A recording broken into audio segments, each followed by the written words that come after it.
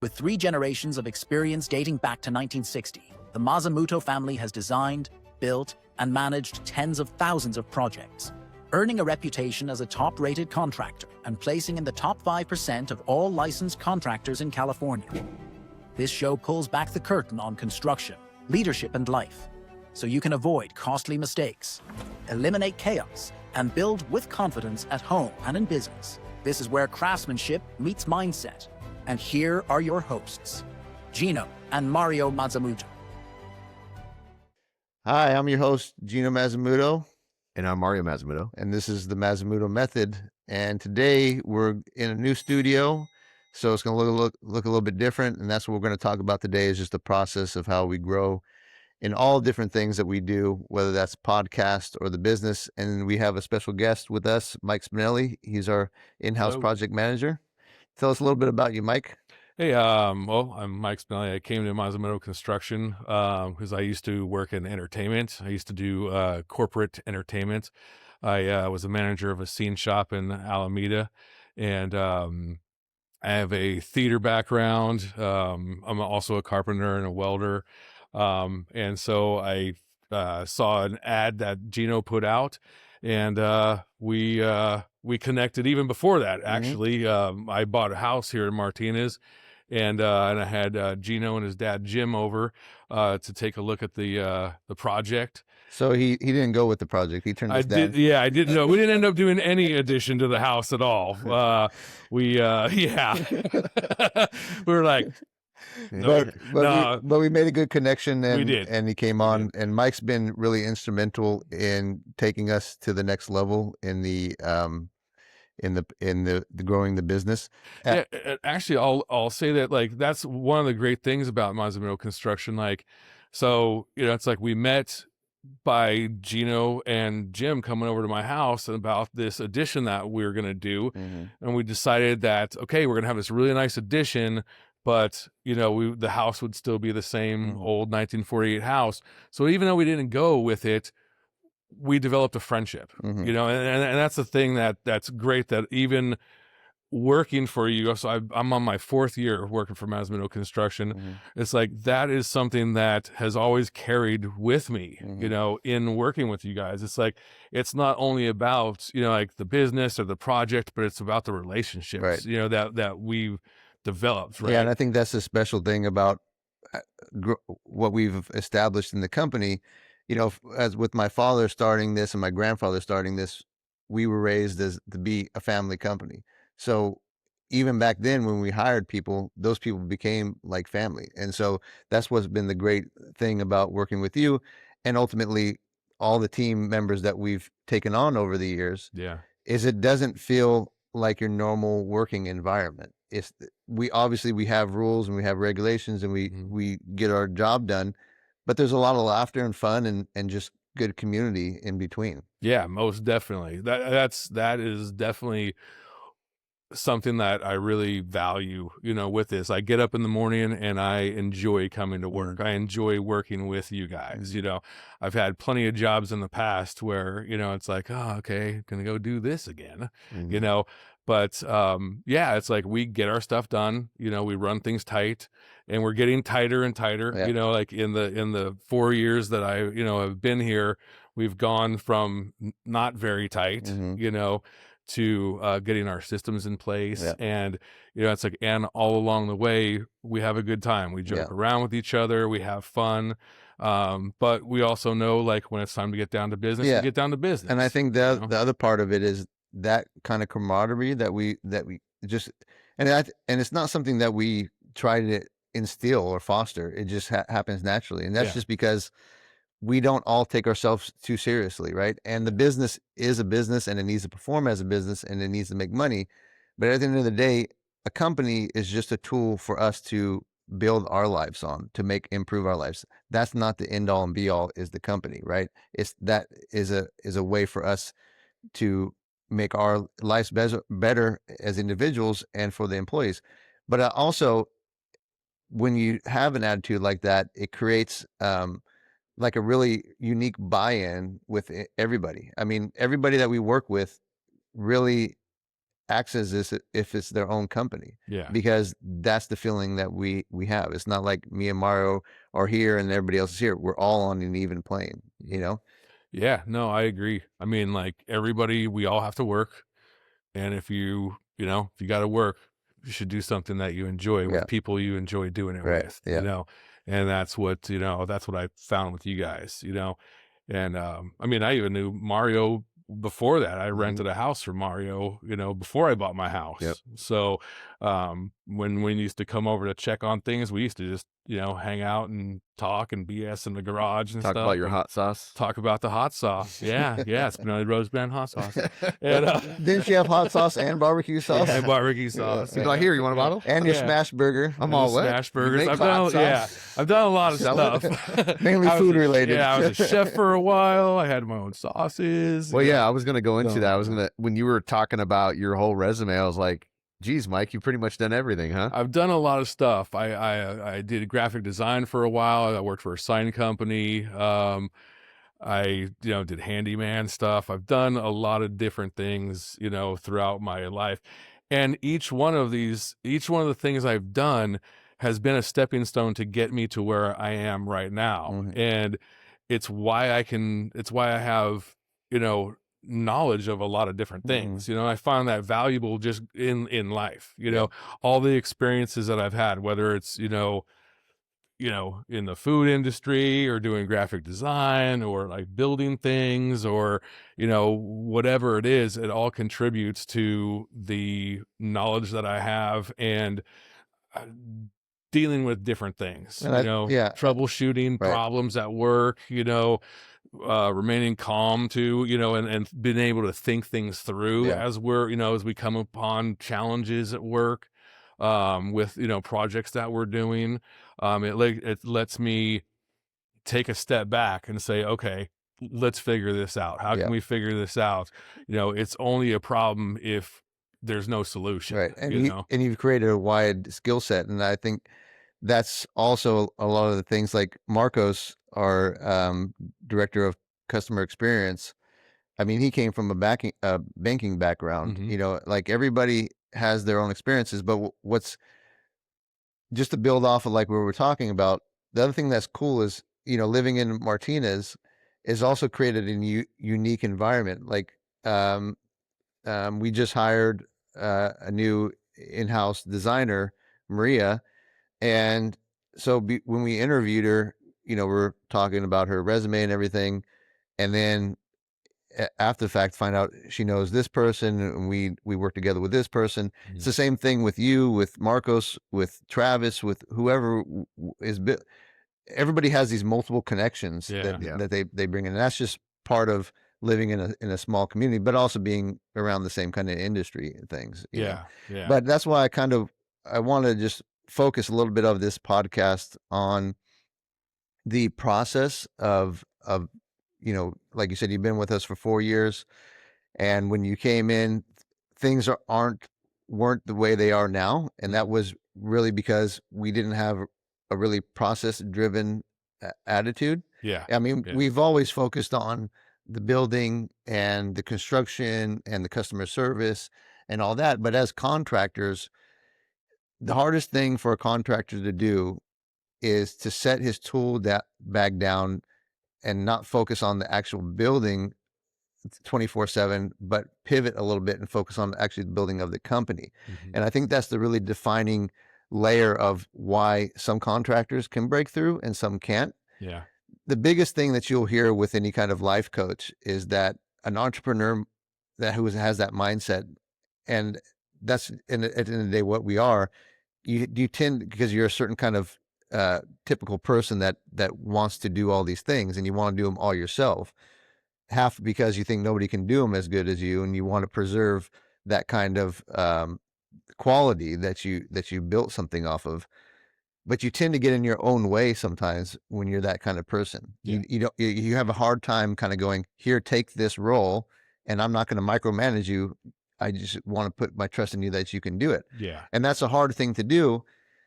And then on the other side of it is, I grew up and I learned how to frame a house. I learned how to pour a foundation. I learned how to do finished work. But it was all built around how to build. Mhm. Trying to pivot to learn how to build a company and how to manage HR stuff and software and just into a place where you can scale is there's not really a roadmap for that, and Yeah. you can hire a business coach and you can go online and look at YouTube and do all these different things, but every business is going to be unique and every business needs a specific thing that you need to implement how that grows, whether it's the market that you're working in, the employees that you have, where you're starting off from, where you're trying to be. And so I think the reason that I thought it was really a good topic for now is because it's kind of like how we ended up here in the studio.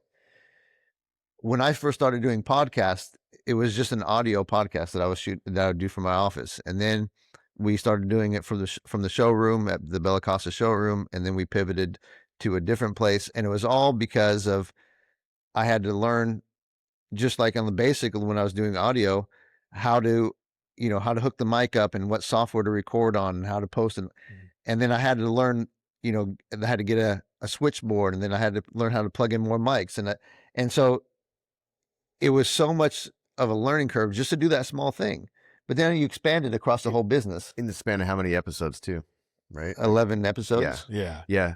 So, well, yeah, that's a good place to start. So let's just say with you, Mike, where have you seen, you've been a part of the business for 4 years. Where have you seen it grow? And what would you say are some of the like the main kind of core things that took us to this place, and maybe some of the places that, I don't know, we tried something, it didn't work? Yeah. Well, I think like when I first started working here, I'll say that, like, like we were talking about the podcasting, you had to learn, learn different things, right? Like, your switchboard, where to plug the mics in and stuff, and, I think like when I got hired here, I think you plugged in the right mic. Where's the drum set? You were waiting all day for that. I had it queued up. But no, I think, but when we first started, I started out as a builder. I was building stuff, and then Gino, you and I had the conversation that we always go back to. Like what I saw was like like the construction part was great, but we were lacking in like organizational and systems and the business side of it. It's like how to start putting that stuff together and how to grow the business. And that was a lot of what our conversation revolved around. And, it's like we started, at your dining table in your, in your living room. And it just kind of has, it's built up from there. And now we have offices and we have a lot more employees. And along the road, we've tried some things, like before we have a program that we use now that's, Builder Trend, and it takes care of a lot of the stuff that we do. We can, we put all of our client information in there, like the selections that they choose for all of their finishes, for their house, our subcontractors, all of their information, and like the bids that we get from subcontractors. We invoice through it. We can take payments through it. And, before that we used, and we have QuickBooks now, like we used a financial software called FreshBooks before that, which was a lot smaller scale. It worked for what we were doing then. But then like, as we started growing, we saw that, okay, like maybe we have to do something, that we have to, our software has to grow with, with what we're trying to do and integrate into, what we're doing. And so now QuickBooks is integrated with, with Builder Trend. And it's a great, communication, and then Builder Trend work, and it works for a lot of different things, that mainly job site operations and scheduling and change orders and selections and everything around project management. But then we found that we needed something to organize the internal team, our designers, our architects, our estimators, our financial department, our sales department. Like all these people had to communicate with each other, and Builder Trend just didn't do it for us with that. So then we found Asana, and then now we use Asana for that. So, and I think that's the kind of the core of what I'm saying. So it's what they call it, it's a software stack, right? Yeah. Because you're not just using one thing. You have to, you use QuickBooks, use Slack, use Asana, use Go High Level, you use uh, Builder Trend, so, and that's just to manage a company. And I think that gets to the core of what I wanted to talk about was when you build a company, the way we built it for us, you can't take that same system and plug it into another company, because another company doesn't have the same employees, doesn't have the same workflow. Yeah. It doesn't have the same structure, doesn't have the same end goals. And that's the thing is like we were talking about earlier, an HVAC company, I've never ran an HVAC company, but I can be almost 90% positive that there's a software out there that you can buy Just and for it. plug it in, and you have your financial, you have your estimating and stuff, just like flooring, Yeah, exactly. because it's one thing that you're doing repeatedly. With construction, not only is the building, you're doing things from remodeling just a shower to building a whole house. So yeah, there's yeah. all those complexities in between. And then, so we had to find things that worked, where their limitations were, what they were good at, and then utilize the things they're good at, but then find something to supplement the things that they weren't good at. Exactly. And And that's the thing with Builder Trend is we, when we started using it, we're like, okay, like we went from, using like, Google Docs and Dropbox and stuff Mhm. like that, and kind of integrated it over like all the files that I created in Dropbox. We moved those files over to Builder Trend, right? And we're like, okay, this is working, and this isn't working for Builder Mhm. Trend. So what can we do? And we did a lot of talking to the Builder Trend, help department, and they did a lot of customizing within Builder Trend Right, for us right. to kind of, make it work for what we wanted it to do, or we needed it to do, for us. And that was actually really nice to be able to do that, and them working with us to help us out to like, okay, yeah, no, we can change this, and we can, we can do this for you guys, and we can do this. But like you're saying, like there is still some things that, we're lacking, communication wise between our, internal team.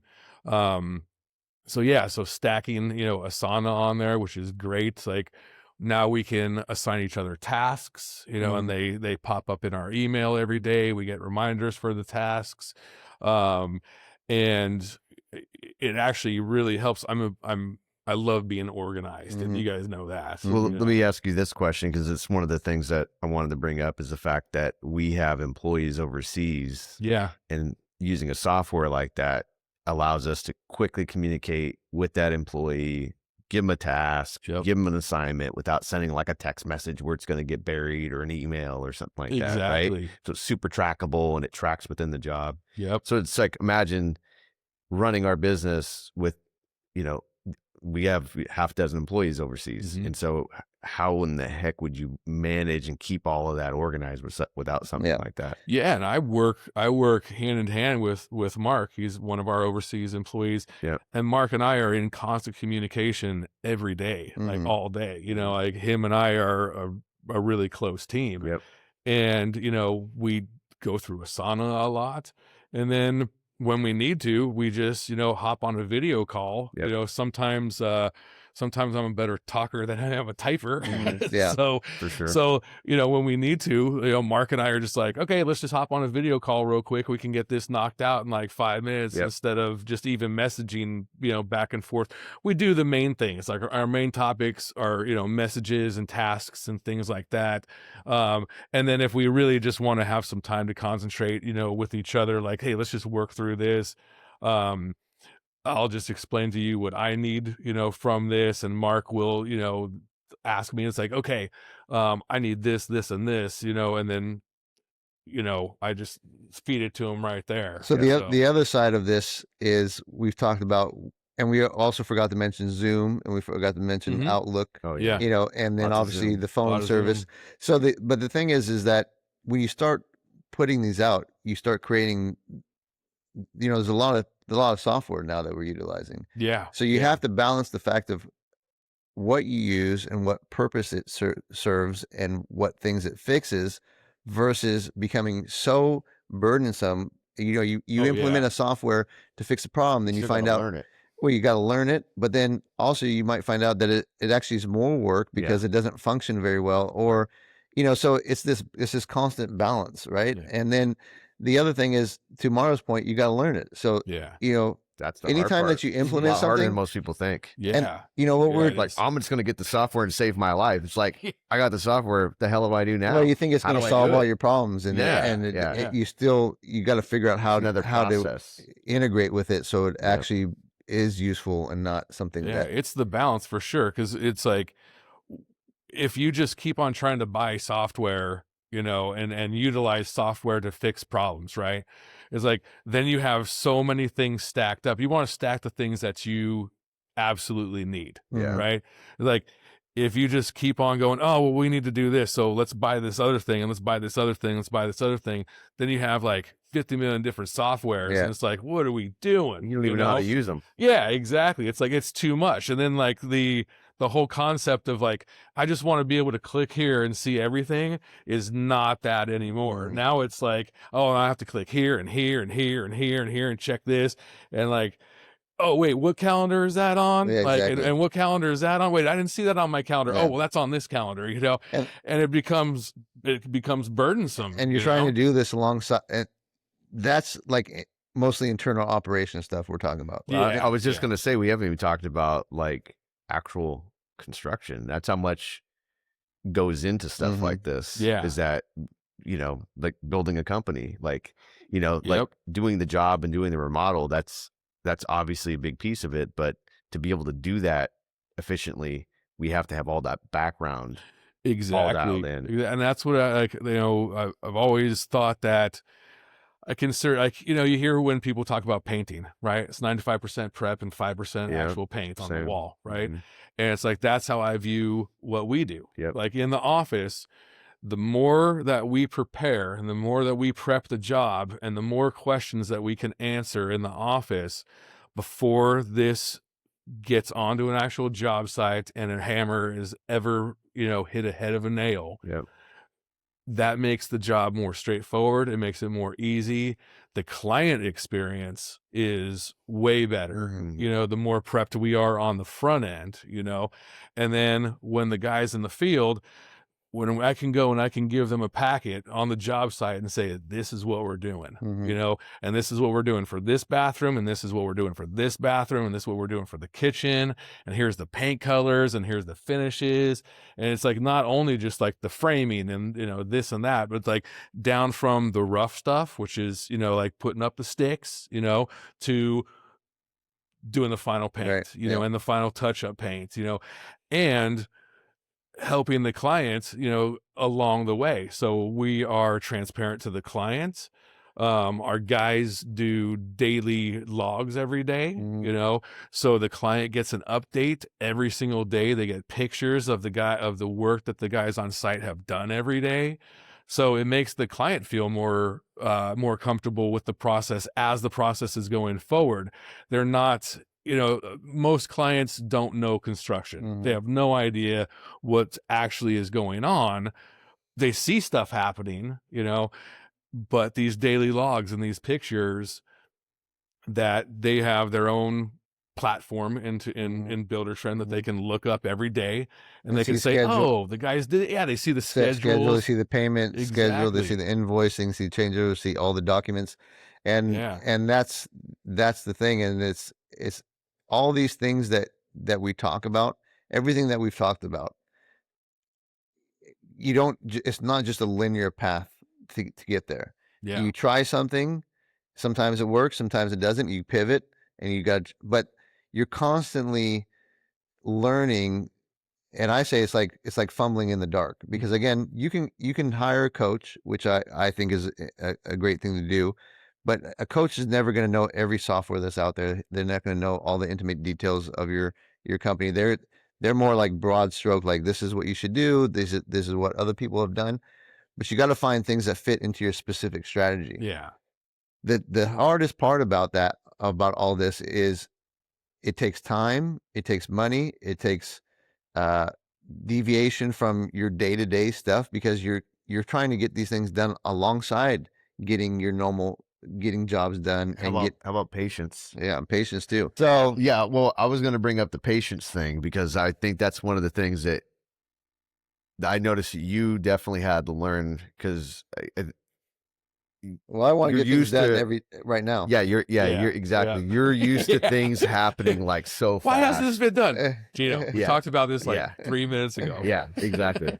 We just implemented on a Friday, and it's like a Monday. Yeah. He's Yeah. like, "Why isn't it perfect?" You know, I woke up at 3:00 in the morning and I had this Hey, idea. Yeah. You know, people say Steve Jobs was a creator. That's what I am. You know, if you can't keep up, that's you know. Well, What I'm gonna that's say. Steve Jobs here Well, to say that. I think one of the things I'm curious your perspective and your point of view, because I don't know if you've been a part of a company that's kind of grown as fast and as big as we've grown, but you know, from your perspective, like, was it what you expected? Like in the beginning, when Gino hired you, was it what you expected? Like now knowing what you know today and seeing everything and seeing all the changes, and like actually how difficult it is. Like, Yeah. like we can look at it now because we're pretty comfortable because we have such good systems. We have great clients with great jobs, great employees, a lot of really good stuff. But we've been through some bad employees, through some bad customers, and all these other things that have, you know, and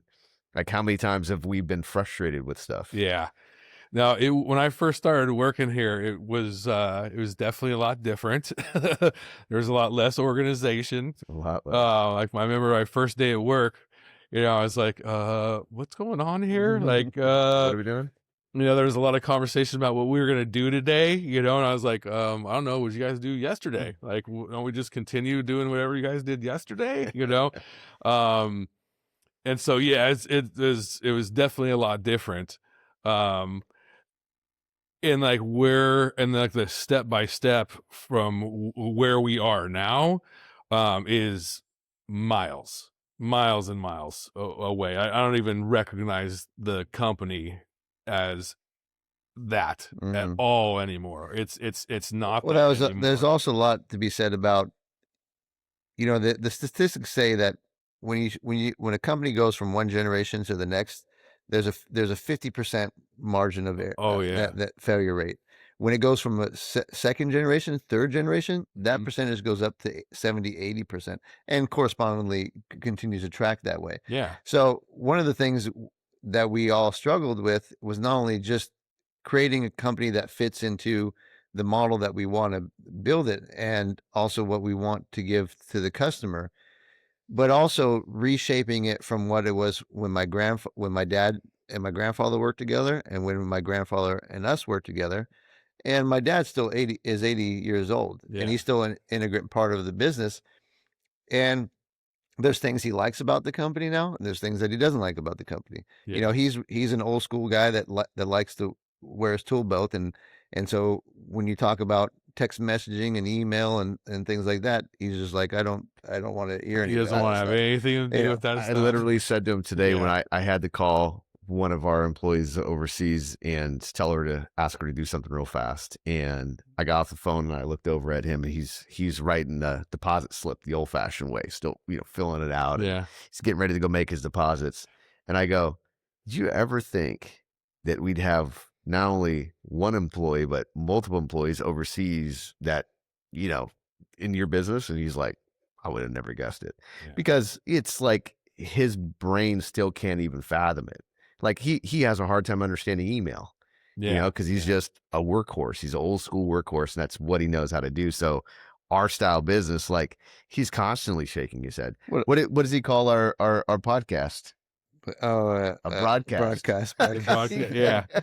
But you know, but I think that you know, and it was a struggle to shift the company in the new direction, and that was only just because of we're in the 21st century, and we needed to provide a certain customer experience that people Yeah. expect nowadays, Yeah, right? it's an Exactly. expectation. Yeah. You guys, I mean, and that's like what you were talking about, how from generation to generation, the company is less likely to succeed, Hmm. right? But what this company has between, with you guys is that you guys are hard workers, and you want to refine the company and you want the company to do better, right? From generation to generation, what usually happens is the next generation doesn't want to work as hard as Yeah. the generation before. Yeah. It's a big Like piece. they grow up, like, which you guys didn't. Mhm. They grow up with things a little easier and Yeah. a little easier, Right. right? But it gets to the point where things are so easy that it's like, I just don't want to do anything, Right. Yep. Now you guys, I know your dad made you work your butts off, when you were kids. He taught you how to work hard, and so growing the business, you guys are very involved with the business. You guys are dedicated. You want to see it grow. You guys are hardworking, and the team that we have now, are just as dedicated. Yeah. It's like when, I mean, I know for me, it's like I'm all in on this company. Mhm. It's like everything that we've kind of done and developed. I mean, like you guys are the owners, but we talk about a lot of stuff. It's like we talk about a lot of business stuff and rely on each other, Yeah. and we know that we can fall back, and you can come into my office, and Mario, you can come into my office, and I can go into your guys' office, and like, hey, let's, Yeah. We don't. I see this, let's talk about it. Let's see if like, if we can do something about this, or we can improve this, or like, or if this is going great. Yeah, and it's just an open book across to everybody. Like we don't departmentalize things and keep people out of the loop on certain things. Like it's just an open book, and so everybody understands where everything's at. But I think going back to your point about us talking about my dad and that integration, I can't understate that importance, because everything that we talked about is talking about growing the company and what it takes to get to the next level, Yeah. and integrations and all this kind of stuff. But all that doesn't mean anything if you don't have a stable base. And I think, Yeah. talking about how our dad made us grow up, and, I mean, I remember doing shoveling, I was just shoveling dirt and digging a hole, and he come up and goes, "That's not how you do it." And he'd take the shovel away from me, and, he'd do it himself. Yeah. And that's just because that's the type of, and we're all that kind of, to a certain extent, that kind of mentality. But it's the story, like I say, about, and I was just telling this to somebody the other day. I was 14 years old. Me and my dad were standing outside of a job that he was doing, and he was sitting there hosing down the driveway. Mm-hmm. And as a 14-year-old, I'm going, it's 7 o'clock at night. I want to get home to play video games or whatever I was doing at the time. What are we doing here? And I'll never forget his answer was, um, if the customer gets a nail in their tire, that's what they're going to remember about this whole job. Yeah. And what I translated that into being is that you can put out the best product that you can put out, have the best communication, have the best craftsmanship, have the best software, whatever. If the process it sucks, which means basically you don't have the foundation to keep the core identity of the company, then you're building something that doesn't have a soul to it, right? And that's the important thing, I think, of what has led to our success, is all these things that we integrate. They're all things that are moving the company forward. But as far as we move the company forward, we're always still grounded in the past. Yeah. Just at the company meeting that we had, I harbored or talked about, here's a photograph of my dad, and 6 years old in worn torn Sicily, and this is what we came from, and why it's important that everybody value the company, because you're not just talking about a company that was built a few years ago or even a decade ago. This is a company that has longevity of 3 generations. So the thing is, that now is on your shoulders to help us carry that forward. So, and I think that is the really key as you're growing a company, no matter what company you're growing, you have to have some kind of root core identity and philosophies, Yeah. because it's very easy to go, hey, we're not making as much money as we should, or I want to buy a new car or get a new house, or I want my profits to be X amount of dollars. And you lose sight of the fact of why you're doing it, and you let your ambitions take over. And that's when companies typically fall apart, is because they don't have anything to kind of keep them on that straight path, right? And keeping it in sight that like we're doing this. I mean, like we're doing this for ourselves. Right. Luckily, we enjoy what we do. Right. But like ultimately, we're doing this for the client. Right. You know, like the client is like our main focus, our main. You know, it's like that's the person or the people that at the end of the job, we want them, you know, we go and we do our final walkthrough on the job, right? We walk through the place, something that they visualized in their head, you know, we built for them, right? Making their dreams reality, right? And we want to be able to, we want them to have a good experience. We want them to feel comfortable with us through the whole process. We want to be able to shake their hand at the end and develop a relationship. Yeah. Just like you were talking about before, how we started off as a customer client experience. Yeah. And now we're team members. And that's really goes back to a lot of clients that we've had. 95, I'm not going to say 100, because you always do have, no matter what, you might have an experience with a customer that just doesn't end well. There's crazy people out there. There's clients but that you're I would like, say 95%. Yeah. 95% of the clients that we've worked for, not only do we go back and do more work for them again, or they give us referrals, or they just become friends of ours. Yeah. And that's a testament to the quality of what we put out. But the other thing is, and that's really the core of why I started this podcast in the first place, is because we have something that we're trying to build that is going to last the next generation, and potentially for our sons to take over. And that means that we want daughters. Daughters. My of course. daughter. I don't, I don't have a son yet that I know about. Yeah. But nobody's knocked on the door yet. You did have a fragrant use. Flagrant use. I was a free teenager. But the thing is that to now I lost my train of thought. Thanks, Mike. I was on a roll, man. I was getting it done. Mike, no, but like generational. You know, your point was, you know, being generational, and well, you know, it's like and you know, it's like creating this business that is sustainable to hand down to the next generation. Yeah. You know, as long as they're hard workers, and you know. Well, it's actually my point was going to be that we're making customers' dreams come true. Yeah. But the thing is, and the point of why I started this podcast was, everything that we try to do is to build a sustainable, equitable business that treats clients the way we want to be treated. Mm-hmm. And unfortunately, that is not the environment of the construction industry today as a whole. Yeah. Yeah. That's why there's a big fat black spot on the construction industry. Right. Because there's a lot of contractors out there that don't care. Yeah. You know, and that's why it makes it tougher for us. Right. You know, because we do care. Mm-hmm. You know, and you know, general contractors in construction, people are like, they'll just walk away. Mm-hmm. You know, they'll just walk away. They don't care. They're just going to take my money and run with it. You know, and you know, and us, you know, like we're the company that, you know, if a client calls us back and, hey, like, you know, can you guys just do this? Mm-hmm. No problem. We'll send someone over. Yeah. You know, it's like, oh, it's not a rush. It's like, no, I'll get someone over today to go take care of that. You know, we did a job on Starflower, right? And how often do you and I get text messages that he doesn't even live in the condo, right?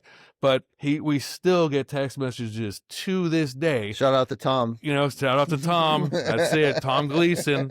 So, but Tom texts us and he's like, hey, like, we need a new garbage disposal in the house, or, you know, we need this. It's like handyman maintenance stuff. And that's a perfect example of, because his story was, his uncle had the condo, passed away. They live up in Napa. Yeah. So he wasn't even around. So he contacted us, not knowing where to start. And he couldn't take the time and didn't have the expertise to oversee everything. Mm-hmm. So he basically put his trust in us and goes, I'm going to trust you guys to get this done. And, we communicated, like always.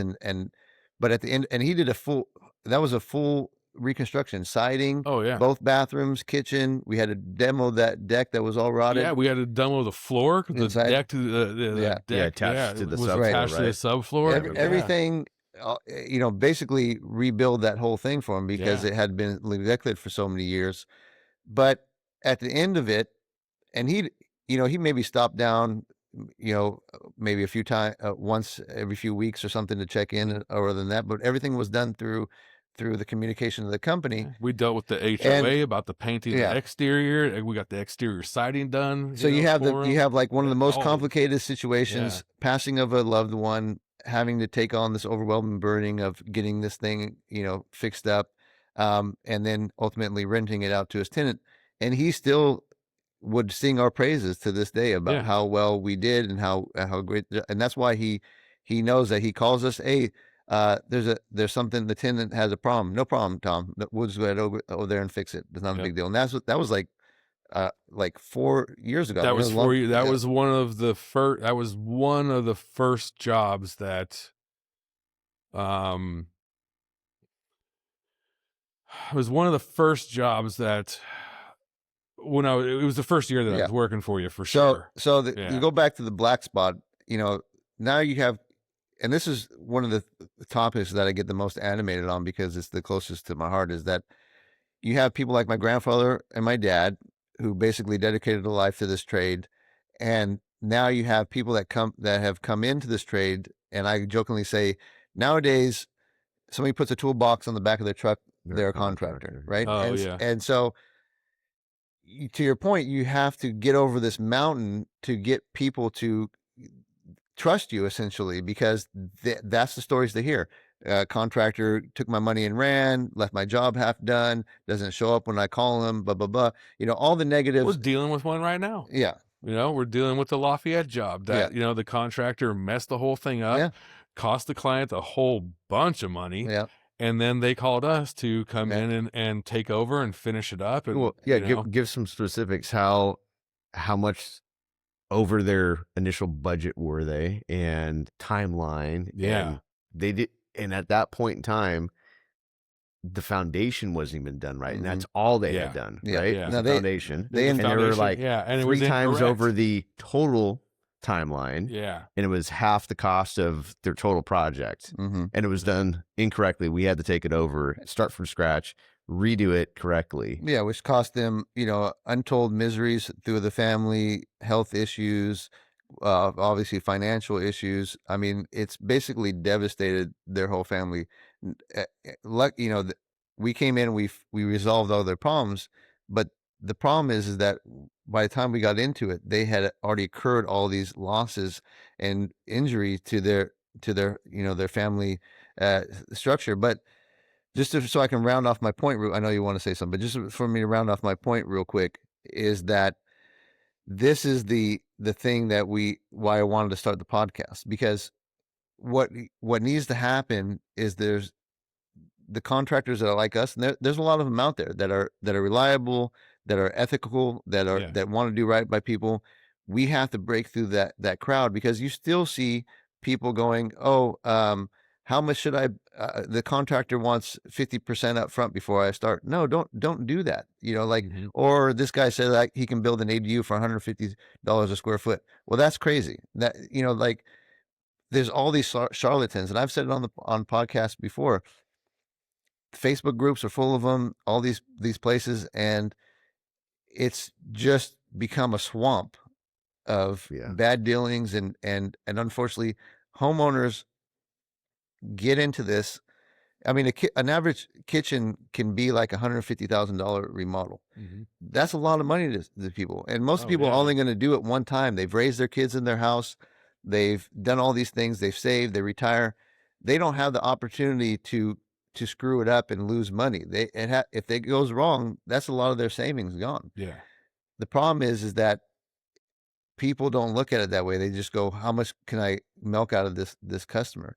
And so it's our job to break through that again, that swamp of just bad dealing people, and give people, whether they go with us or whether they don't go with us, get that information out there of how basically an educational tool. Yeah. There's been plenty of times where we've given advice to people, like, you know, they're like, hey, I had this, you know, this electrician over and they want to do this job for me and they want me to pull the permit on the job and, you know, do all this stuff. And it's like, oh, no. Don't ever pull your own permit on your job. You know, it's like, there's plenty of times that we'll just give advice to people, even if we're not going to work with them, you know, they're not going to hire us. It's like, no, we still don't want you to have a bad experience. We still don't want you to get ripped off, you know, so don't go with those people. You know? No, I just went out to one just a couple of weeks ago where the gal said, oh, somebody came out and said that my whole floor is dry rot and it's going to fall through and I need to gut the whole bathroom and this and that and the other. And I went and looked at it and I said, you just need to replace your floors. I mean, do you want to remodel your bathroom? Not really.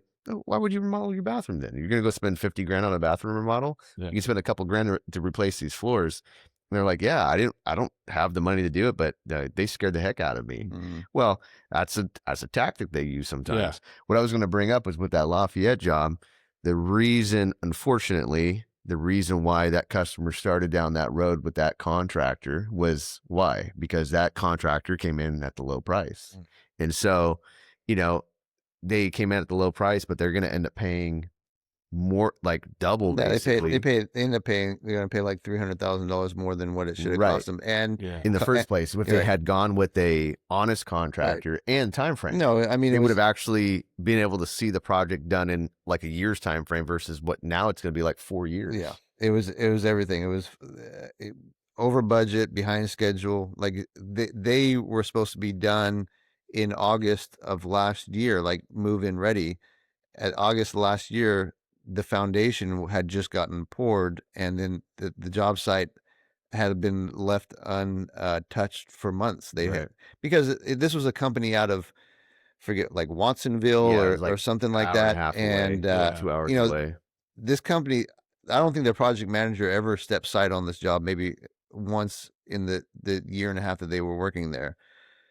But they would just send subs down there all the time, you know. So, and the job site was a mess. I was just, you know, thinking about mess. I remember the first time we walked on that job. So the first time I walked on that job site, I was like, oh my God, like, look at this place. And it was a disaster. Oh, it was a disaster. Well, I was just drove down the street, because we're doing one downtown, doing a big addition downtown, and there's an ADU getting built down the street. That's all. I drove by it the other day just to take a look. There's a big pile of garbage out front, right on the sidewalk. I mean, literally right where people walk by. There's like a mound of 2x4s and 4x6s and plywood, and most people look at that and think, well, that's not a big deal. That's right outside that's in somebody's neighborhood. Like, what does it take to bring a dump truck by and throw that in the back of your truck and get it out of there? It's not even in the back of the house. It's right in the front. And then the other thing was the OSB siding. You know, we do things a certain way that we've always done, and that's a lot to do with the way Dad taught us to do things. Right. But one of the things I didn't even consider is, like, when we sheathe a house, we always do it with plywood. Every time. We never use OSB. Most contractors use OSB. Oh yeah. What is the reason why? It's not a better product. It's more susceptible to rot, mildew. It doesn't have the structural strength that the plywood does, because it's about half the cost of plywood. I know what your dad says about OSB. I remember someone said OSB one time, and your dad was like, "Oh, that stuff's crap. But use that stuff with the plywood." This is what he probably wasn't even that nice when he said it. Nope, he wasn't. Well, this is, you know, these are the things, like, a normal consumer doesn't know that difference. Right. But when they start getting water damage and that stuff starts falling apart, it's something that they're going to have to deal with. So it's just these small things. And it's like for me, when I go to the mechanic, I was just going to bring that up. I don't go to a mechanic and go, oh, what are you doing about this? And we're using this product. I find somebody that I can trust. Yeah. And then I just go, here's the problem, fix it. Mhm. It's like you would your own car. Exactly, right. Or your mom's car, But- or Yeah. your but the- daughter's car, or something. Yeah. The thing with Yeah. construction is Someone you care about the car. Somebody you care about. is the consumer doesn't know what is right and what is the wrong way to build things. Yeah. They're just putting their faith in somebody, and there's a lot of opportunity for people just to cut corners and Right. you know, and the homeowner doesn't know about it till years down the road when they're dealing with the problem. Yeah. Well, exactly. a perfect example I have, I'm not gonna throw anybody under the bus and name names, but I'll just say that somebody had contacted me a couple of years ago to do a kitchen remodel. And I went out there and I took a look at it and started working up a bid. Pre-bid though, he said, hey, I already have a few prices and I have a guy that's gonna do it for, I think it was like $35,000. I'm like, the whole thing? He's like, yeah. And I'm like, I mean, you're not doing an update, dude. You want like down the studs, like walls removed, $35,000. He's like, yeah. I'm like, that's like $100,000 short. Yeah. There's no way. And he's like, really? You think so? And I said, yeah, let me work up a proper bid for you, or you call somebody else and get it. Like, you need a proper bid. He's just like a text message bid. I didn't hear from him. Yeah. So 2 years goes by and he calls me and he says, hey, can you take a look at my place? Because I think I may need a beam put in. That's all I heard. Yeah. I walked in the house. I was like, I went to go walk in the front door and his ceiling was caving in 16 inches at least Oh my. in the center of his house. And I stopped and I was like, what the hell is that? He's like, well, that's where the guy removed the 2 walls in my kitchen. And I'm thinking I need to put a beam in there. I'm like, you think? Yeah. And I go, he didn't do anything? Oh, he told me it wasn't load bearing. So why didn't you call that guy to do it? Well, yeah, I called him to tell him about it. And he said he was going to come out. And then I called him back and his phone is disconnected. Yeah. That's what he got. Yeah. So I explained to him, I'm not walking in this house because your house is going to fall. And it was right where his roof line changed. So I'm like, dude, that's like a hinge. Oh yeah. I'm like, you need to get a temporary wall built in front of, underneath this thing like yesterday. And it was just, it's so sad to see because I know the nightmare that he's had now dealing with this. And, you know, guy was unlicensed, doesn't even have his information, probably doesn't even have his right and real legal name. Can't get a hold of the guy now. And this guy's stuck. Yeah. And it, you know, I mean, what if that thing had fallen and killed his whole entire family? Because that whole interior of that house could have caved in. Yeah. And then he didn't have any money to fix it.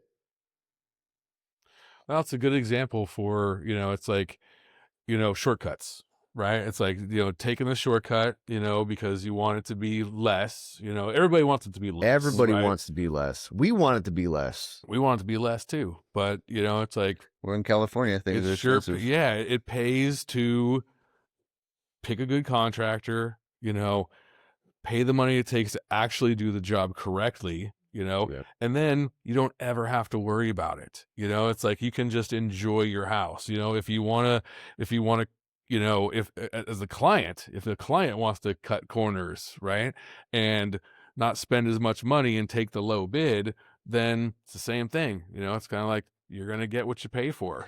I think that's a good way to wrap up. We hit about an hour mark, and I'm sure people enjoy listening to this talk. But lots more. I know Come on, that's why that's for the next episodes. Okay, Part 1. so I hope that Yeah. everybody enjoyed this podcast. You know, this is an educational podcast for the consumer, for the contractor, or anybody just trying to learn a little bit more about construction, and also a good place for us just to air our own stories and things like that. So be sure to subscribe to the podcast so you can get every episode coming up. I'm Gino Mazzamuto, I'm Mario Mazzamuto. I'm Mike Spinelli. and this is the Mazzamuto Method. We appreciate everybody. Take care. I think Gino's buying lunch now. Yeah. Let's go to lunch.